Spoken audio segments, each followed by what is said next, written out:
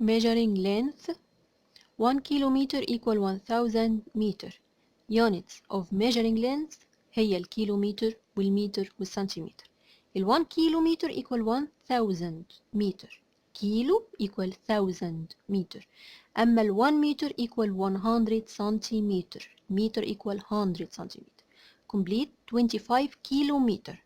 احنا لسه قايلين الكيلومتر equal 1000. طب 25 يبقى ايه؟ 25 by 1000 اللي هي 25000. بزود 3 zeros.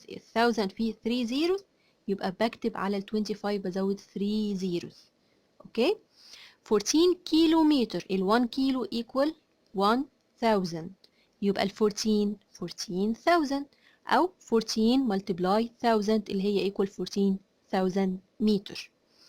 اوكي بزود 3 zeros. هنا 12 متر. 1 متر equal 100 سنتيمتر. المتر equal 100 سنتيمتر يبقى 1200 أو 12 multiply 100 اللي هي 1200 أو ممكن نقولها 1200 بنزود ايه 2 zeros على 12 يبقى 1200 سنتيمتر. 720 متر equal how many centimeters؟ 1 متر ب 100 يبقى 720 multiply 100 هزود 2 zeros على 720 يبقى 72,000 centimeters. Choose the suitable distance between Cairo and Alexandria is 300 centi 300 متر 300 كيلومتر. في اللونج ديستانس المسافات الكبيرة قوي بتتقاس بالايه؟ بالكيلومتر. انما السمول اوبجكتس الحاجات الصغيرة بن بنسل رابر الحاجات الصغيرة دي بنقيسها بالسنتي. طب الهايت اوف بيلدينج سكول الحاجات دي بتتقاس بالايه؟ بالمتر.